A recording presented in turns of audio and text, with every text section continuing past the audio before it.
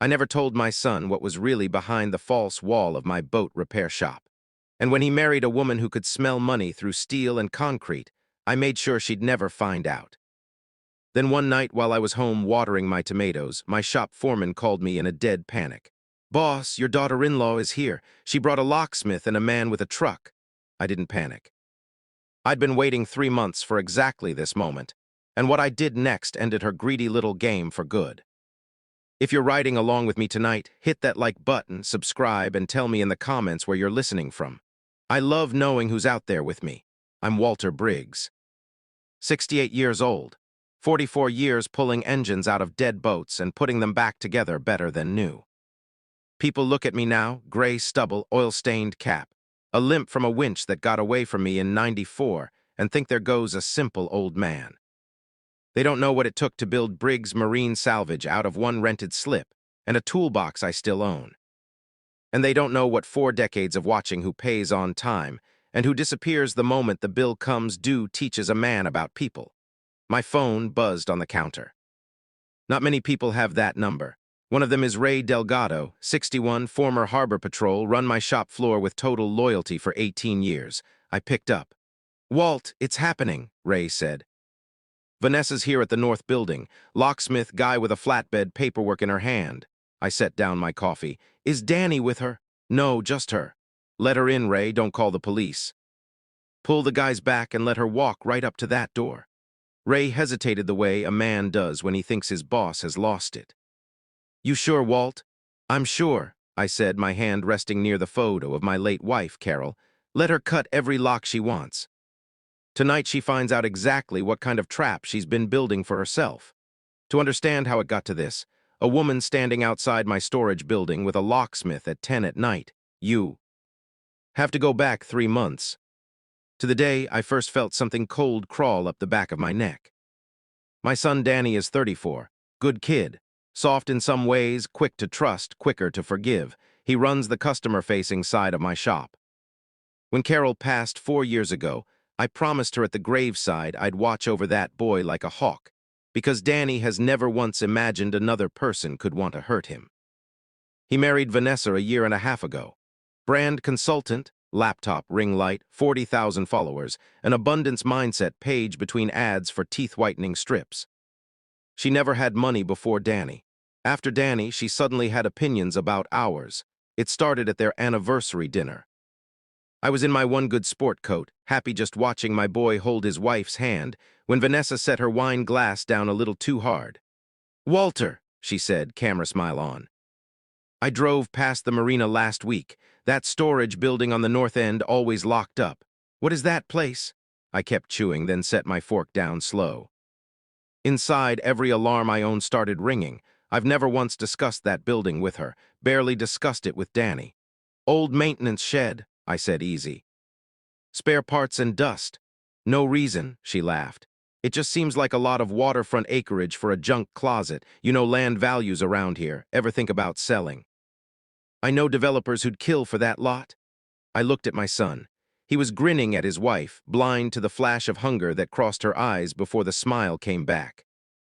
My gut, the same gut that spotted a con man before he opens his mouth, told me something was very wrong.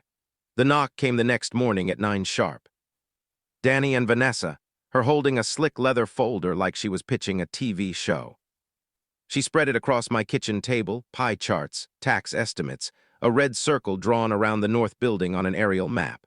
"Walter, you're bleeding money on that shed. At your age, you should be enjoying life. I've got developer contacts. No hassle, you wouldn't lift a finger." Danny nodded along like scripture. "Dad, let her help." I flipped through it slow, playing overwhelmed. "This is a lot to take in. I never signed anything the same day I read it." Her jaw ticked, the first crack in the mask. "Of course, Walter. Just remember, opportunities like this don't wait forever." Walking them out, I caught her eyes linger 2 seconds too long on the hallway closet where I keep a fireproof filing cabinet. 2 seconds was all I needed. I wasn't going to accuse her outright. Danny would defend her with his whole chest, and I'd become the bitter old man trying to wreck his marriage. I had to let her think she was winning, feed the greed until it made her reckless enough to expose herself in her own words. I called Ray. Pull the old lease papers on the north building. Copies only my name, tax numbers, nothing about the Harbor Authority contract. Make it look like an empty shed. We setting a trap, boss? We're baiting one. 2 weeks of silence. Then the crack showed outside Danny's bait and tackle shop, the one thing he built himself. I was walking up with his coffee when I saw a tow truck lifting his delivery van off the pavement. Danny stood pale on the sidewalk. Dad, they're saying we missed 3 lease payments. That's impossible. Vanessa handles the account. The driver didn't care. 90 days delinquent, recovery order, not his problem.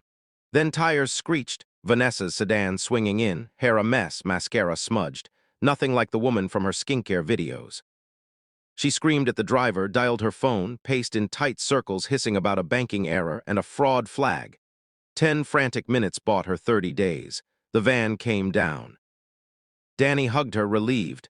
But over his shoulder for one bare second, her mask slipped completely, and what I saw wasn't embarrassment. It was fear. Women running 6-figure brand businesses don't have their husband's van repossessed over a glitch. My gut turned into certainty. Vanessa was drowning in debt, quietly bleeding Danny's shop dry, and hunting for a bigger score to save herself. That bigger score was my building. That Friday they showed up with overnight bags, claiming a burst pipe. I knew better. A desperate woman checks into a hotel, not her father-in-law's guest room. But I smiled and gave them the spare room because I needed her close. At 2 in the morning, the third stair groaned. I watched through the crack in my door as Vanessa knelt at my filing cabinet, penlight in her teeth, working the lock with a thin pick. Not a professional, just desperate. I let her get the drawer open before flipping the hallway light on. She spun around, caught. Walter, I'm so sorry I couldn't sleep. I was looking for water and got turned around. Kitchen's the other way, I said gently and walked her back up. But I'd seen what she'd found sticking out of the drawer, my property records, and now I knew exactly what she was hunting for. The next morning I hired Marcus Webb, a private investigator I'd used twice before when I needed the truth fast. 3 days later he slid into a diner booth across from me. You were right, Walter. Her consulting business is smoke, 2 paying clients all year. Everything online is staged. She's maxed 6 ways. 2 years ago, she put her savings, plus family money, into an online trading scam. Lost nearly all of it in a weekend. When the banks cut her off, she went looking for private money. She owes just under $180,000 to a man named Sal Petron. He doesn't run a bank, Walter. He runs something else. My stomach went cold. There's more, Marcus said. She's been skimming from Danny's shop account for 10 months, small amounts dressed up as supply orders. That's why the van's been bouncing.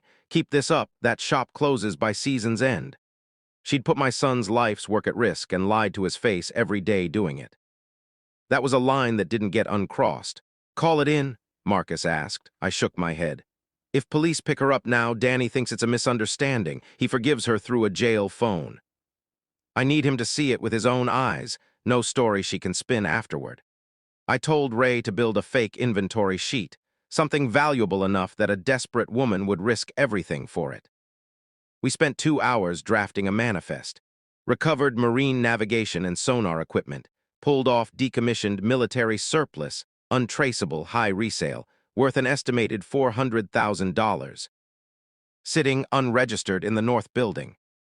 I stamped it confidential and slid it back into the same drawer she'd already cracked once, deep enough she'd have to dig, shallow enough she'd find it fast.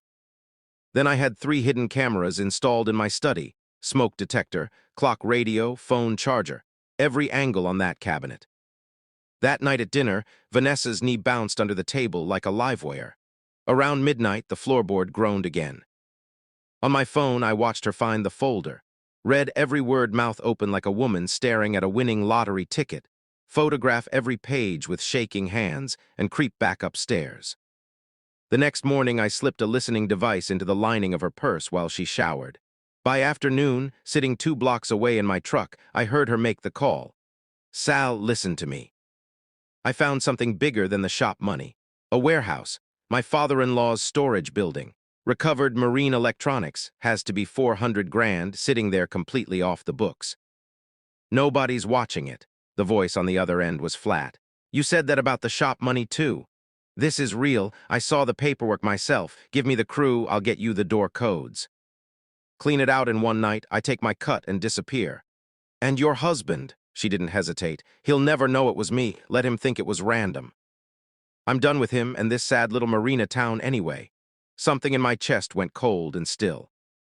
She wasn't just stealing from an old man's shed. She was willing to let armed men break into a building with her own husband's name on it and vanish without a second thought for what happened to him.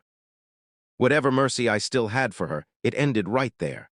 What she and her hired men didn't know, the North Building hasn't held spare parts in 5 years.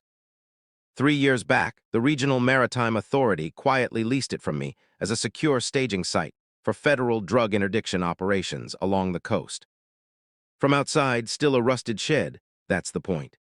Inside, motion sensors, silent alarms wired straight to Coast Guard and Federal Task Force dispatch, and an armed detail on site around the clock. I gave her the 5 days her creditor demanded. One evening, I drove Danny out near the marina, telling him I had something of his mother's to show him. He never argues with me. We parked in an unlit lot across from the building, and I opened my laptop and showed him a security feed of a place he'd walked past his whole life without a second thought. I told him the truth plainly.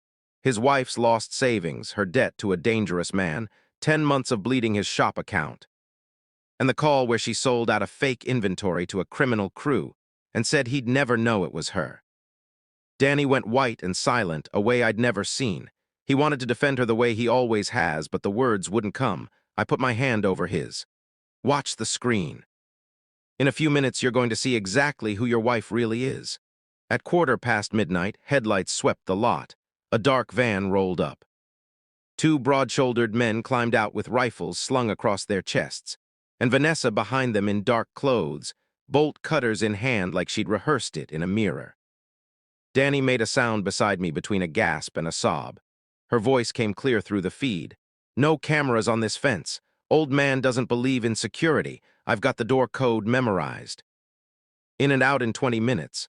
One of the men grunted, "This better be real." "It's real, I saw the manifest myself." She cut the chain, crossed the yard. Punched in the code she'd photographed off my fake paperwork. The moment she and the 2 armed men crossed the threshold and tripped the sensors, the whole lot lit up like daylight. A federal siren tore through the night. Danny grabbed my arm hard enough to leave a mark. Agents poured out from 3 directions, weapons raised. The 2 gunmen went down without a fight. Men like that know a losing position when they see one. Vanessa didn't go down quietly. She screamed it was a mistake, that she was just visiting her father-in-law's property, right up until an agent had her face down in the gravel, wrists zip-tied. We watched her sob into the dirt the same way she used to cry on camera over a canceled Pilates class. Danny didn't say a word the whole drive home. Somewhere past the marina, I heard him start to cry, quiet, the way a grown man cries when something inside him breaks clean in half. 3 days later, his phone rang from a number neither of us recognized. He looked at me. I nodded. He put it on speaker. The automated voice announced a collect call from county detention. Vanessa came through next, high and frantic, already spinning a story about being in the wrong place at the wrong time, begging him to wire bail. Danny listened, and something in his face finally hardened all the way through. "No," he said. "I heard everything, Vanessa. I watched you say I'd never know it was you." He hung up. Blocked the number. Never shed another tear over her. Federal charges followed for all 3: conspiracy, attempted theft of federal property, weapons charges for the men she'd hired. A judge denied every one of them bail. Vanessa was looking at years, not months, and there wasn't a lawyer alive who could talk her way past 3 federal agents on video. Danny filed for divorce that same week. The shop, free of whatever she'd been bleeding out of it, started climbing back within a month. New part-time clerk. Danny sleeping again, laughing with regular customers the way he used to. About 6 weeks later, I sat him down at his mother's old kitchen table and slid a small brass key across to him. He looked at it the way Carol used to look at me before a surprise. I told him a man who spends his life pulling engines out of dying boats learns early. You never keep your real treasure somewhere a stranger might think to look. 3 years before Carol passed, we'd quietly set up a trust in Danny's name alone, separate from the shop, the house, anything easily traced to us. Vanessa had spent a year and a half hunting for a fortune in a rusted storage shed, never once suspecting the real inheritance had been sitting untouchable in his name the whole time. Because she never believed an old man in an oil-stained cap could outthink her. He hugged me the way he used to when he was 7 and scared of a thunderstorm. I held on to my son and didn't let go for a good long while. That Sunday evening, I sat on the dock behind the shop with a glass of bourbon, watching the light go orange over the water, thinking about Carol, about the promise I made her, about every callus this business ever put on my hands. I raised my glass to the water and said it out loud, just for her. Greed always shows its true face eventually if you're patient enough to wait for it. You can build the prettiest life on top of a lie, but sooner or later the foundation cracks, and everyone standing on it goes down with it. What actually protects a family isn't money sitting in a warehouse or an account someone can dig up if they try hard enough. It's the years you put in when nobody's watching. The promises you keep long after the person you made them to is gone. If this story taught you that karma always finds its way home, hit that like button and tell me down in the comments. Have you ever had someone marry into your family who turned out to be after something other than love? I read every one. Until next time, take care of the people who'd take a bullet for you and keep a close eye on the ones who wouldn't.